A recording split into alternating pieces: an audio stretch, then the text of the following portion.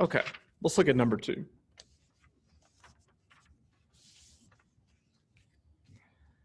All right, so here I have 2 fractions on the left side.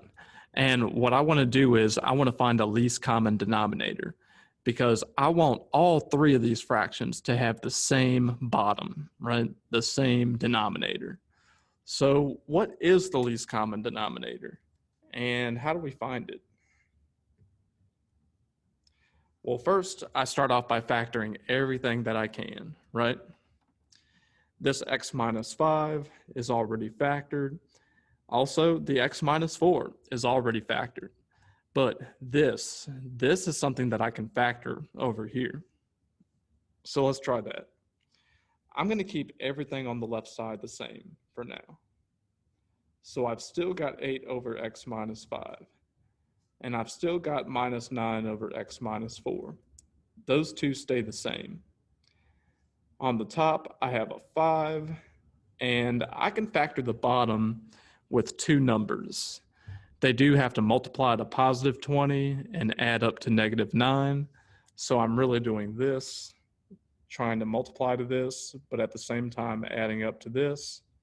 I know that my 2 numbers are going to be negative 4 and negative 5. Those 2 numbers work. So I can write my answer as x minus 4, x minus 5. All right, so what this means is I have an x minus 5 at the bottom, I have an x minus 4 at the bottom, and over here I have them both. So to make all the denominators the same, I need to get this same denominator under here and here. So how can I do that? Well, for the first fraction, right? Let's take a look at the first fraction.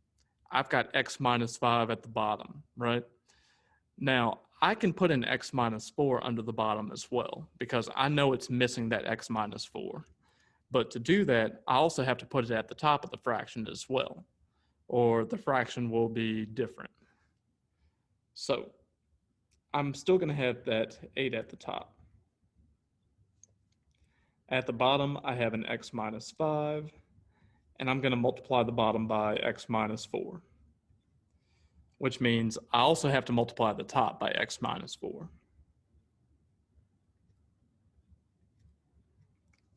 So what I'm essentially doing is I'm multiplying the top and the bottom by x minus 4 and seeing what happens. Okay? What about the next fraction? Well, I only have an x minus 4 at the bottom. So I need to put an x minus 5 there. But if I put it at the bottom, I also have to put it at the top. So I'm going to get this. I'm going to have 9 times x minus 5 at the top. And on the bottom, I'm going to have x minus 4, x minus 5. So essentially what I've done here is I've multiplied the top and the bottom by x minus 5. And then over here on the right side, I've already got x minus 4 and x minus 5 at the bottom. So I don't really need to, multiply by anything, right? It's already the way I want it to be. So x minus 4 and x minus 5.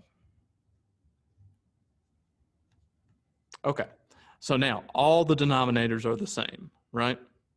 So now from here, I basically can go about it 2 ways. I can lift all the numerators up. That would be fine. I can also write the 2 fractions over here as 1 fraction. I could do that. So let's just lift all the numerators up and forget about the denominators for now. So I have 8 times x minus 4 minus 9 times x minus 5 equal to just 5.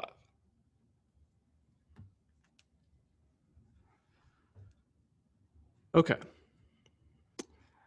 And what I'll probably do is I'll go back and I'll do this another way at the end. But basically, I've gotten rid of the denominators, right?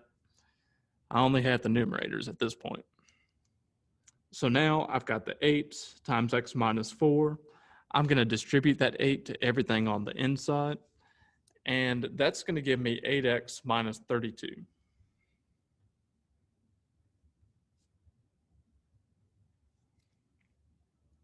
Okay, now I've got a negative 9 on the outside. Notice that negative makes that 9 into a negative. So I'm going to get minus 9x, and I have a double negative at this point, so it's going to be a positive 45. And then over here, I still have a positive 5. That hasn't changed yet. All right. So now I can combine all the x terms. I can combine all the regular numbers and see if I can get x by itself, because that's the main point of this. Okay, so I had 8x minus 9x. That would be negative 1x. Or negative x, same thing. I have minus 32 plus 45. That's going to give me plus 13. And then over here, I still have a 5. Okay. Zoom out a little bit so I have space. Now, at this point, what I can do is I can get x by itself.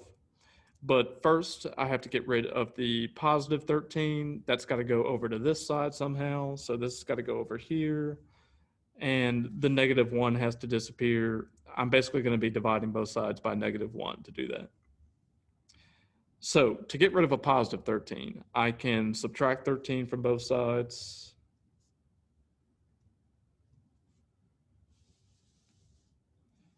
These cancel out.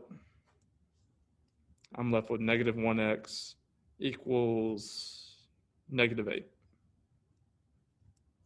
Just doing 5 minus 13. So then I have to get rid of the negative 1. I divide both sides by a negative 1. And I get x equals positive 8. Oh, there we go. So in my solution set, I'm going to have a positive 8. And that's it. So I can check my answer. A really quick way to do that is to just make sure that I'm not dividing by 0 anywhere at the top.